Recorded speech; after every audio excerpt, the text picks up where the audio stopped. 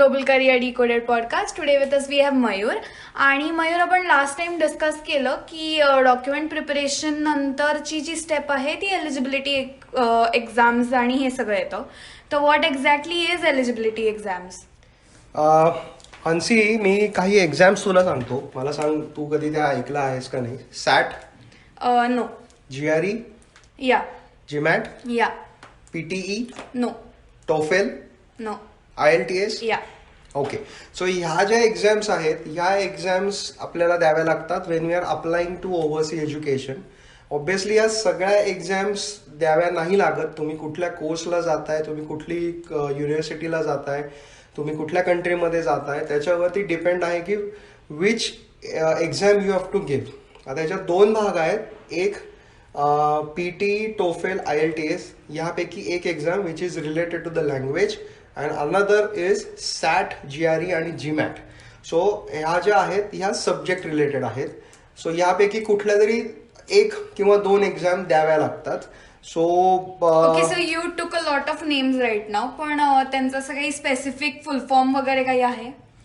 So you tell me, कुठल्या taste पासून आपण सुरुवात करायची? Let start with SAT. Okay, so SAT is the full form of a SAT is Scholastic Assessment Test. Okay. Okay. So he basically exam under graduate students देतात की ज्यांना 12वी नंतर प्रिडॉमिनेटली US ला शिकायला जायचं असेल तर ही एक्झाम दिली जाते.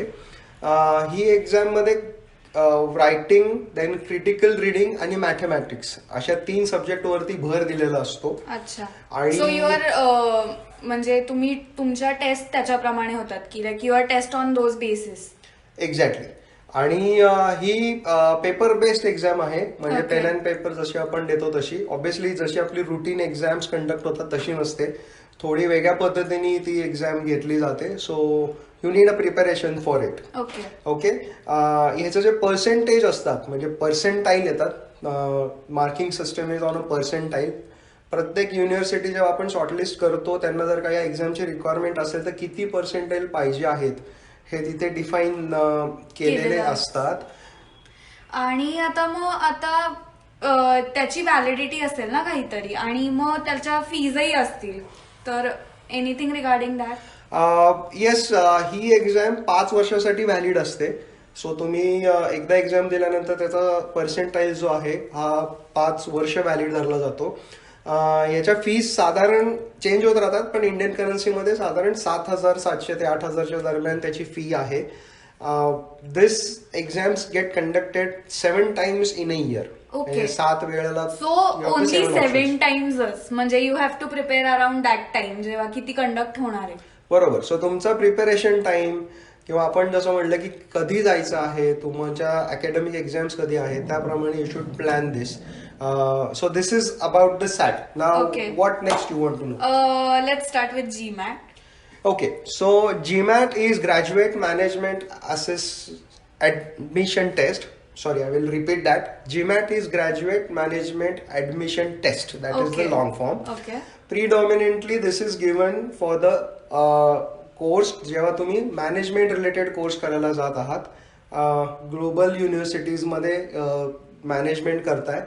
आणि परत तसंच आहे इथे की not each and every institute required this. जेव्हा आपण ऍडमिशन किंवा युनिव्हर्सिटी शॉर्टलिस्टिंग करतो, whenever you are shortlisting a university you have to see the requirement आणि तेवढ्याच एक्झाम्स मग तुम्ही द्यायच्या अशा. एक्झॅक्टली. सो जीमॅट मध्ये quantitative reasoning, verbal reasoning, integrated reasoning आणि अनालिटिकल रायटिंग असे 4 विषय बघितले जातात. ही कॉम्प्युटर बेस्ड टेस्ट आहे. सो आपण जसं म्हणलं तर सॅट पेपर बेस आहे, तशी ही कम्प्युटर बेस आहे. ही वर्षातनं बऱ्याच वेळेला केली जाते.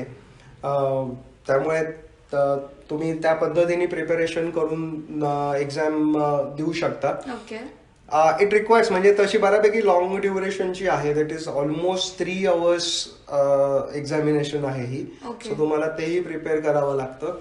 आणि as you asked me last सॅटसाठी जसं ऐकलं तसं तू विचारायच्या आधीच मी सांगतो. This score is valid for 5 years. Okay. And the fees is around 20,600 to 21,000. It varies according to the dollar rate. Okay. Then this is marking system is a point base. So Okay. जसं shortlisting करताना जीमॅट पाहिजे आणि मग किती score पाहिजे हे आपल्याला कळलेलं असतं. So accordingly You can plan you can plan that for way. that. So what Okay. next? GRE. GRE is graduate record examination. It is given for the master's level qualification ला तुम्ही जात असाल predominantly when you go for the काय म्हणता येईल technical learning किंवा engineering related subject साठी ही लागते. याच्यामध्ये analytical writing, quantitative reasoning and verbal reasoning याच्यावरती प्रिडॉमिनेंटली भर दिलेला असतो. आता मग ह्याचा पण टाईप इज पेपर बेस्ड का computer? It's a computer based test. Again, it goes multiple time you can give this test, and this is also the paper based. पण ती वर्षातनं साधारण 3 वेळालाच होते. Okay, so it is better to give it computer based so that you can apply any time of the year, right? या it's depend again तुम्हाला prepare करायला किती वेळ लागतोय, हाऊ कम्फर्टेबल यू आर, की तुम्हाला पेपर बेस देण्यामध्ये तुम्ही कम्फर्टेबल आहात का तुम्ही कम्प्युटर बेस देण्यामध्ये कम्फर्टेबल आहात. So that it's totally depending on your perspective की तुम्हाला कुठलं इझी जात आहे. Then as a set this is percentile असतं याचं. सो जेव्हा आपण शॉर्टलिस्टिंग करतोय त्यावेळेला किती पर्सेंटाईल आपल्याला लागतात हे युनिव्हर्सिटीने सांगितलेले असतात. This score is valid for 5 years and the examination fee is around 15,900 to 16,200 types.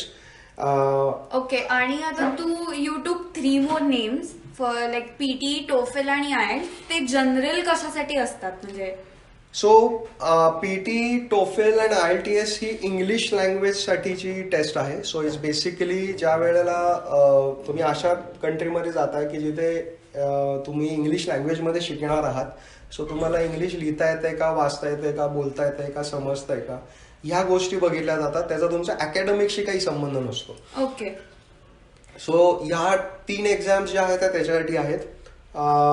मी एक एक करून I will tell you the detail information about all this test. So let's talk about the TOEFL. So TOEFL is a test for English as a foreign language. That is a TOEFL.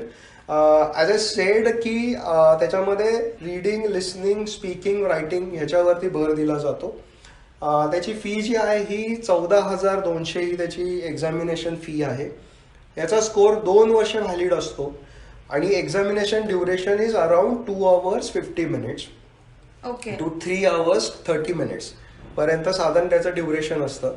ही दोन्ही म्हणजे computer base आणि paper base अशा दोन्ही याच्यामध्ये होते. ह्याला पण असं काही आहे का की 3 times ऑफ द इयरच कंडक्ट होणार किंवा असं काही? नाही, ऍक्च्युली ह्या एक्झाम्स अक्षरशः म्हणजे वर्षातनं जवळजवळ 50-60 वेळेला होतात किंवा महिन्यातनं साधारण 10 ते 15 वेळेला याच्या डेट्स अवेलेबल असतात. And there is no pass or fail types for all the exams in fact या सगळ्या याच्यामध्ये. सो तुमच्या प्रिपरेशन नुसार तुम्ही कधी तुमची डेट बुक करून देऊ शकता. आणि again this is a point base. TOEFL is known for when you are applying for US predominantly. आणि ही एक्झामचं प्रिपरेशन तुम्ही साधारण इंग्लिशचं आहे पण एक्झाम वेगळ्या पद्धतीने कंडक्ट होतात या तिन्हीही. So preparation is required. आणि काय म्हणणार तुम्ही की this score is valid for 2 years. So तो तुम्ही त्या हिशोबाने you can plan. Then the PTE. PTE is a Pearson language test. As it says, it is taken by the Pearson company itself. Okay. आणि परत इथे सुद्धा same आहे. Speaking, writing, reading, listening याच्यावरती कॉन्सन्ट्रेशन आहे. Fees is around 13,300. Score is valid for 2 years. साधारण 2.25 तासाची ही एक्झाम आहे. This is computer base. ही पेपर बेस ही कमी वेळाची आहे. येस. आणि ही कम्प्युटर बेसिस आहे. ही पेन अँड पेपर नाही. आणि again this happens multiple times in a year. So जसं तुम्ही प्रिपरेशन करताय त्याप्रमाणे तुम्ही पुढे जाऊ शकता. This is again a point base. Okay. PTE is again a point based. So आता आयएल्स हा एक मोठा ऐकलेली आणि ऑलमोस्ट सगळ्यांना माहिती असतं की ही एक्झाम अशी आहे की जी द्यायलाच लागते. इज इट लाईक दॅट का पीटी टोफेल किंवा आयएल्स पैकी एखादी दिली तरी चालते, किंवा काय म्हणू शकतो की युनिव्हर्सिटीला जी हवी आहे ती द्यावी?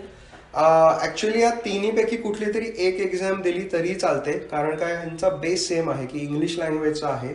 युनिव्हर्सिटीला जेव्हा तुम्ही अप्लाय करता त्यावेळेला त्यांनी ऍक्च्युली तिन्ही एक्झामचे काय म्हणू इक्विव्हॅलन्स दिलेले असतात. सो फॉर एक्झाम्पल तुम्ही IELTS दिली तर टोफेलचा इक्विव्हॅलन्स काय आहे किंवा पीटीचा इक्विव्हॅलन्स काय आहे हे असतं त्यांच्याकडे.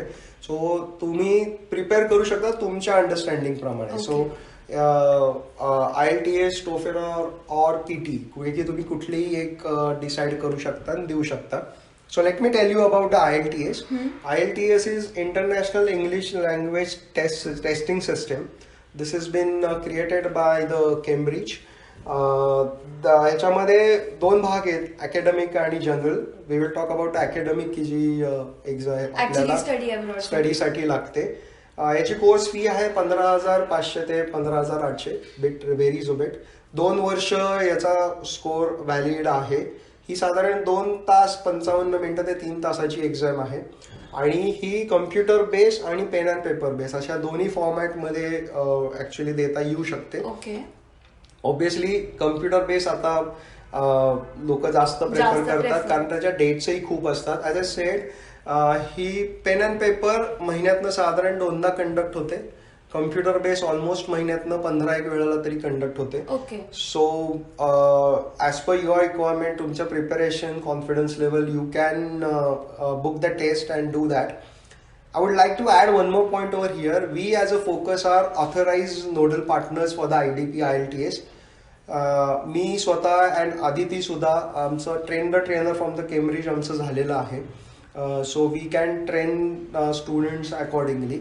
आणि ऑब्विसली आदिती ह्याच्याशी रिलेटेड एक वेगळे डिटेल पॉडकास्ट करेलच की ज्याच्यामध्ये व्हॉट इज IELTS आणि त्याच्यात रीडिंग, लिसनिंग, स्पीकिंग, रायटिंग ह्याच्याशी रिलेटेड काय काय गोष्टी असतात. So I will not talk on that much. But these are the test की ज्या one of the eligibility exams आपण म्हणतो त्या लागतात.